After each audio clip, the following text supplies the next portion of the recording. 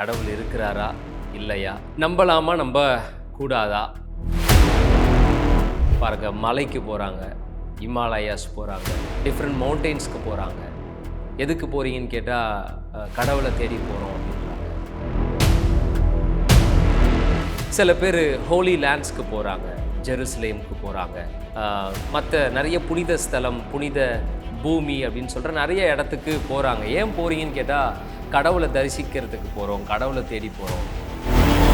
ஆனால் இந்த மனுகுலம் அதை அறியாமல் நமக்கு வெளியே கடவுளை தேடிட்டு இருந்து மலைக்கு போகிறதும் அங்கே போகிறதும் இங்கே போகிறதும் சொல்லி தேடிக்கிட்டே இருந்து விடை தெரியாத ஒரு மனிதர்களாக உலாவிக் கொண்டிருக்கிறோம்.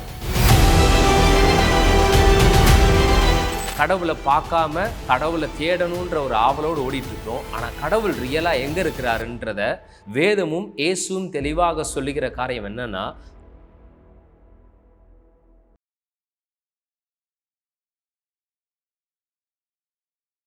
Greetings in the matchless name of Jesus Christ. இந்த வீடியோ மூலயமா ஒரு விஷயம் உங்களை சந்திப்பதில் மிகுந்த மகிழ்ச்சி அடைகிறேன். இன்றைக்கி ஒரு முக்கியமான டாப்பிக்கை பேசலான்ட்டு நினைக்கிறேன். என்ன டாபிக்னா, கடவுள் எங்கே இருக்கிறார். ஸோ டு பிகின் வித், நிறைய பேருக்கு இப்படி கேள்வி, கடவுள் இருக்கிறாரா இல்லையா, நம்பலாமா நம்ப கூடாதா அப்படின்ற நிறைய கொஷின்ஸ் இருக்குது. ஸோ அது இன்னொரு நாளைக்கு நம்ம கவர் பண்ணலாம். பட் இன்றைக்கி கடவுள் நம்பிக்கை இருக்கிறவங்களுக்கு இதை நான் பேசலாம்னு நினைக்கிறேன். ஸோ கடவுள் இருக்கிறாருன்ற நம்புகிறவங்களுக்கு இந்த கேள்விகளை வைக்கலாமே. கடவுள் எங்கே இருக்கிறார்? ஸோ கடவுள் எங்கே இருக்கிறாருன்னு சொல்லி இன்றைக்கி வெவ்வேறு திசையில் மக்கள்கள் தேடிக்கொண்டிருக்கிறாங்க. பாருங்க, மலைக்கு போகிறாங்க, இமாலயாஸ் போகிறாங்க, டிஃப்ரெண்ட் மவுண்டெயின்ஸ்க்கு போகிறாங்க. எதுக்கு போகிறீங்கன்னு கேட்டால் கடவுளை தேடி போகிறோம் அப்படின்றாங்க. சில பேர் ஹோலி லேண்ட்ஸ்க்கு போகிறாங்க, ஜெருசலேமுக்கு போகிறாங்க, மற்ற நிறைய புனித ஸ்தலம், புனித பூமி அப்படின்னு சொல்கிற நிறைய இடத்துக்கு போகிறாங்க. ஏன் போகிறீங்கன்னு கேட்டால் கடவுளை தரிசிக்கிறதுக்கு போகிறோம், கடவுளை தேடி போகிறோம், ரைட்? ஸோ கோயிலுக்கு போகிறாங்க, இப்படிலாம் இருக்குது. ஸோ பைபிள் கடவுள் எங்கே இருக்கிறாரு அப்படின்றத நிறைய இடத்துல சொல்லியிருக்கு. பாருங்களேன், சங்கீதம் அப்படின்ட்டு ஒரு புஸ்தகம் இருக்குது பைபிளில்.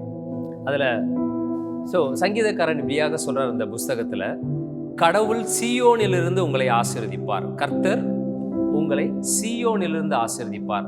ஸோ இந்த சீயோன் எங்கே இருக்குன்றதான் இன்னைக்கு ஜனங்களுக்கு ரொம்ப குழப்பமாக இருக்குது. அதை தேடி தான் போயிட்டு இருக்கிறாங்க. எங்கே இருக்குது அந்த சீயோன் அப்படின்னு சொல்லிட்டு நிறைய பேருக்கு கன்ஃபியூஷன்ஸ். ஸோ இதை தேடி ஒவ்வொரு மத நம்பிக்கையில் இருக்கிறவங்க ஒவ்வொரு விஷயத்தை தேடி போகிறாங்க. பாருங்களேன், கோயிலுக்கு போகிறாங்க, சர்ச்சுக்கு போகிறாங்க, மாஸ்க்குக்கு போகிறாங்க, ரைட்? டிஃப்ரெண்ட் கண்ட்ரீஸ்க்கு போகிறாங்க, புனித பூமி. ஃபார் எக்ஸாம்பிள், கிறிஸ்டியானிட்டி வந்து ஜெருசலேமுக்கு போகிறாங்க, இஸ்ரேல் போகிறாங்க, ரைட்? ஸோ இப்படி தேடிக்கிட்டே இருக்கிறாங்க கடவுளை. சீயோனில் இருக்கிறாருன்னு எழுதப்பட்டிருக்கு அப்படின்ட்டு.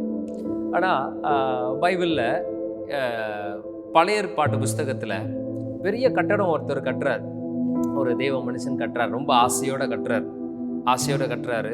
சாலமோன் ஞானின்னு சொல்லப்படுற ஒரு தெய்வ மனுஷன் கட்டிட்டு என்ன விருப்பப்படுறாங்கன்னா, இவ்வளோ பெரிய பிரம்மாண்டமான ஒரு கோயிலை கட்டிட்டு வந்து, பிரம்மாண்டமான கோயிலுக்குள்ளே கடவுள் நீங்கள் வாங்க, நீங்கள் இந்த கோயிலுக்குள்ளே இருங்க, நாங்கள் எப்பப்பெல்லாம் பிரச்சனைன்ட்டு வரோமோ, இந்த கோயிலை தேடி வரோமோ, நீங்கள் எங்களுக்கு இந்த இடத்துலேருந்து எங்களுக்கு பதில் கொடுங்க. இந்த கோயிலை நாங்கள் பிரம்மாண்டமாக கட்டியிருக்கிறோம், பல $1 பில்லியன் செலவு பண்ணி கட்டியிருக்கிறோம். இதில் வந்து எல்லா நீங்கள் தங்குவதற்கு ஏதுவான எல்லா விஷயங்களையும் நாங்கள் அழகாக பண்ணி கட்டமைப்பு இங்கே வச்சுருக்கிறோம். சரி, இதில் நீங்கள் தங்கி வாசம் செய்யுங்க அப்படின்னு சொல்லும் போது, கடவுளாகிய அப்பா ரொம்ப அழகான ஒரு கேள்வியை கேட்குறாரு. அந்த கேள்வி யாருக்குமே பழைய ஏற்பாட்டு காலத்தில் புரிஞ்சுக்க முடியல. பாருங்க, அவர் என்ன கேட்குறாருன்னா, மனிதர்கள் கையினால் கட்டப்பட்ட கோயிலுக்குள்ளே நான் எப்படி இருக்க முடியும்? ஏன்னா கடவுள் எல்லாவற்றுக்கும் மேலானவர், எல்லாம் அவருக்குள்ளே இருக்குன்னு. ஸோ அப்போ எல்லாத்தையும் விட்டுட்டு நீ கட்டின ஒரு கோயிலுக்குள்ளே நான் வந்து எப்படி உட்கார முடியும் அப்படின்ற ஒரு கேள்வியை கேட்குறாரு. பட் இது மனித குலத்திற்கு இது விளங்கவே இல்லை. பாருங்கள், ரொம்ப காலமாக விளங்கலை. ஸோ அப்படியே ஃபாஸ்ட் ஃபார்வர்ட் பண்ணிட்டு வந்தோன்னா ஜீசஸ் கிரைஸ்ட் வரார். ஃபாதர் காட்னா யார்? பிதாவாகிய தேவன் யார்? அவர் எப்படிப்பட்டவர்? அவருக்கும் பிதாவுக்கும் என்ன உறவு இருக்குது?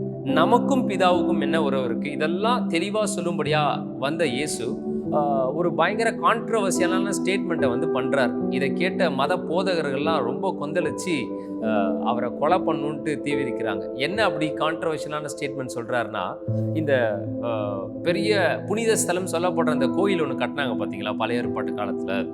ஸோ அந்த புனித ஸ்தலத்தை பார்த்து இவர் என்ன சொல்கிறாருன்னா, இந்த கோயிலை நான் 3 நாளில் இடித்து போட்டுருவேன், சீக்கிரத்தில் நான் இடித்து போட்டுருவேன் இந்த கோயிலை, அண்ட் இடித்து போட்டு 3 நாளில் நான் வந்து இந்த கோயிலை மறுபடியும் கட்டிடுவேன் அப்படின்ட்டோன்னே ரொம்ப அஃபண்ட் ஆகிட்டானுங்க. மத போதகர்கள்லாம் ரொம்ப அஃபண்ட் ஆகிட்டாங்க. எப்படி நீ இந்த புனித கோயிலை வந்து டச் பண்ணிட்டுருவியா, நீனு இடித்து போடலான்றது எப்படி நீ சொல்ல முடியும்? பிளாஸ்ஃபமி, தேவ தூஷணம் பேசுகிறான், இவனை கல்லெறிஞ்சு சாவடிங்க பயங்கரமாக சொல்கிறாங்க. ஏன்னா சர்ச் அவர் வந்து இடிச்சிடுவேன் அப்படின்னு சொல்கிறதுனால. ஸோ இயேசு என்ன சொல்ல வந்தார்? இயேசு கடவுள் எங்கே இருக்கிறாருன்றத சொல்கிறதுக்கு ட்ரை பண்ணும்போது சொல்கிறாரு, நீங்களாம் நினைக்கிறீங்க மனிதர்களாகிய நீங்கள் கட்டின இடத்துல கடவுள் வாசம் செய்யணும்னு நினைக்கிறீங்க. ஆனால் கடவுள் வாசம் செய்கிறது எந்த இடத்துலனா அவரு கட்டின கோபுரத்தில் தான் அவர் இருப்பார் அப்படின்னு சொல்ல வர்றார். அவர் கட்டின கோபுரம் யாருன்னா நானும் நீங்களும். இந்த கோபுரத்தையும் இந்த மாட மாளிகையும் தான் கடவுள் தன்னுடைய கரத்தினால கட்டினார். நம்ம எவ்வளோ பெரிய பிரம்மாண்டமான கோயிலை கட்டினாலும் கடவுள் கட்டின பிரம்மாண்டமான கோயில் நாம தான். இதுதான் பைபிள் சொல்லுது. நீங்களே அவருடைய ஆலயம், நாமே தேவ ஆலயம். You are the temple of God. நீங்க தான் கடவுளுடைய ஆலயம், உங்களுக்குள்ள தான் அவர் வாசம் செய்கிறாரு அப்படின்னு வசனம் சொல்லுது பாருங்க. இதை தான் ஜீசஸ் என்ன சொல்றாருன்னா, இந்த கோயிலை நான் இடிச்சு போட்டுருவேன்னு சொல்லும்போது இந்த பிதா கட்டின இந்த ஆலயத்தை இடிச்சு போட்டுருவேன்னு சொல்லும் போது அவர் சிலுவையில் பார்த்தீங்கன்னா அவருடைய உடல் சுக்குநூறாக இடிக்கப்பட்டது. அப்புறம் அவர் சொல்றாரு, இடிச்சு போட்டுட்ட பிறகு 3ஆவது நாள் மறுபடியும் கட்டிடுவேன் அப்படின்றார். அப்படின்னா 3ஆம் நாள் அவர் உயிரோடு எழுந்த அந்த விஷயத்தை தான் சொல்ல வர்றார்.